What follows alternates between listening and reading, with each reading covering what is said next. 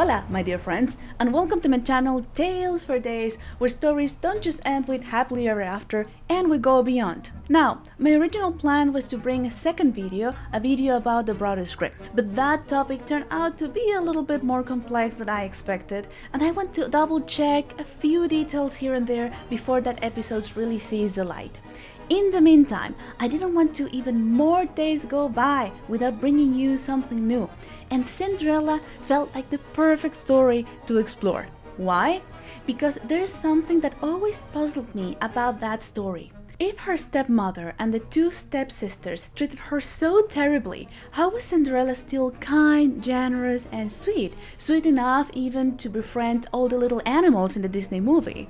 Well, believe it or not, this might be directly connected to the glass slipper and a very special character. So if you're looking for answers, join me and let's dive together into what no one ever told you about Cinderella.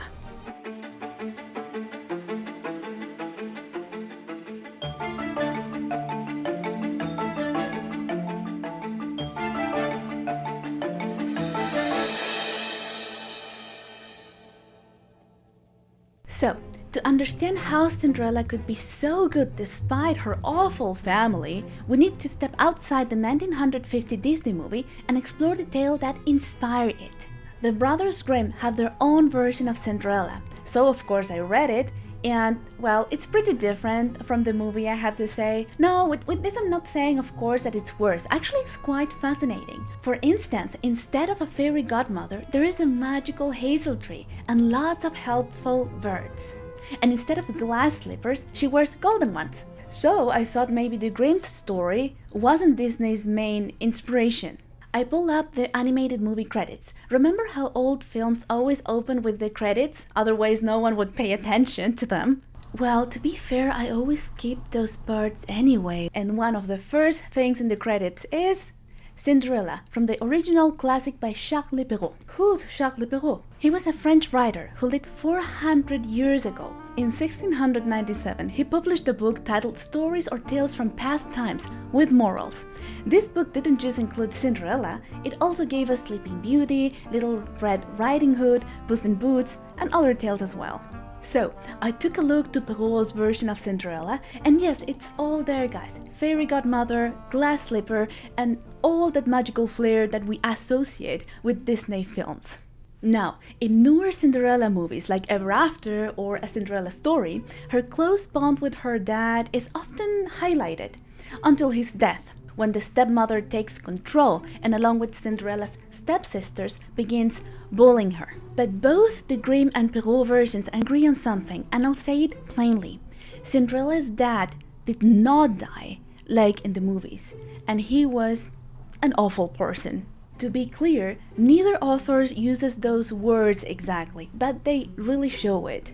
So, when the father marries the stepmother, she and her two ill-mannered daughters begin tormenting Cinderella, right? And she's forced to live in the attic, sleeping in a filthy bed, and according to the Grimms, even sort her dinner lentils from the ashes one by one. Then Perrault writes, and I quote, "The poor girl put up with all patiently, not daring to complain to her father, who would have scolded her because he was completely under the thumb of his wife."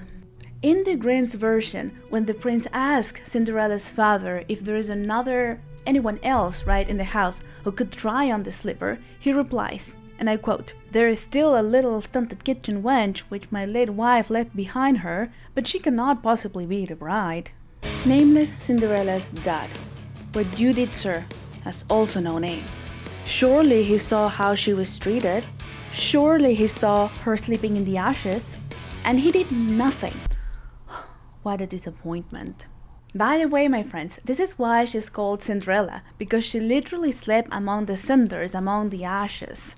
So if her kindness clearly doesn't come from her father, where does it come from?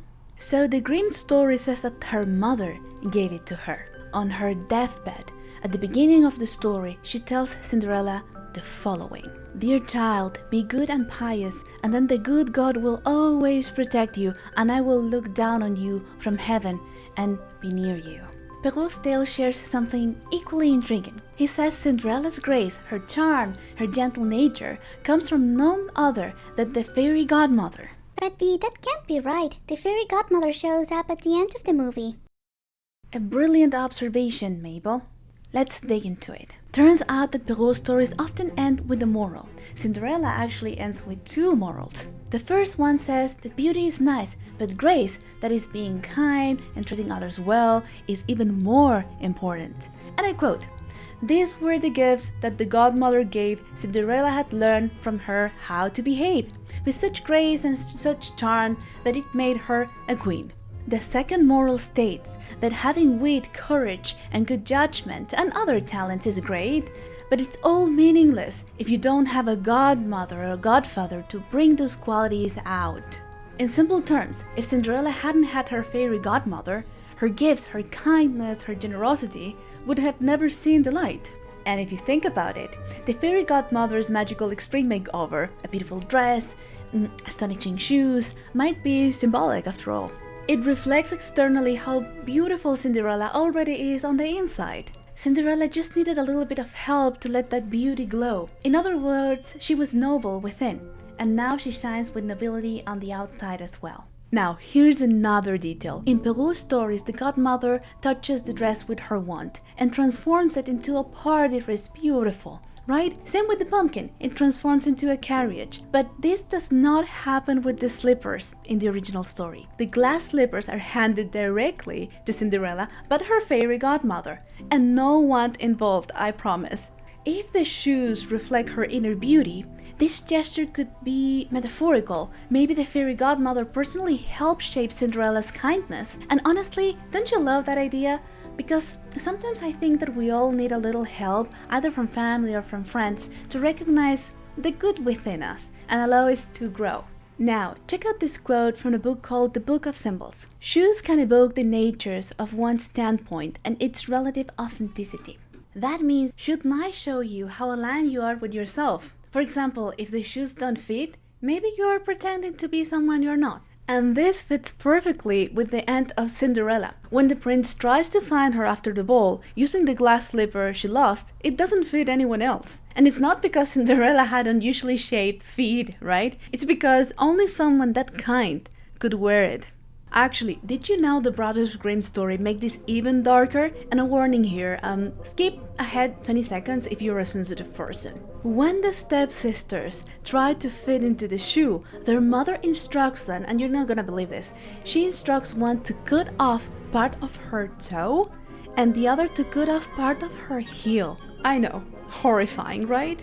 But the prince realizes it and neither marries him. Why didn't the slipper fit them? Because, well, they weren't good people. They couldn't fake what they didn't have within. Marie-Louise von Franz, a Jungian analyst who studies actually fairy tales and analyzes them from a psychological perspective, writes that shoes in general, since we wear them in our feet, can symbolize how we stand in reality. So basically that is what attitude do we have towards reality. So if we take this interpretation and apply it to Cinderella's story, by the end of it, she puts on those slippers, right? And chooses to wear them in front of her entire family and the prince. And she's finally then embracing and showing who she truly is. Now that takes courage. And we can even say that the fact that the shoes are made of glass makes them transparent, right? Revealing Cinderella's true self. Another way of interpreting this. There is one more final reflection that I would like to share with you. Marie-Louise von Franz says that when analyzing a fairy tale, one useful technique is to examine how many characters do we have at the beginning and how many do we have by the end of the story. For example, at the beginning of Cinderella, there is no kind man, right? There's no maternal figure, and by the end those roles are filled by the prince and by the godmother. Maybe this means that Cinderella needed the presence of good people in her life to bring out the best in her.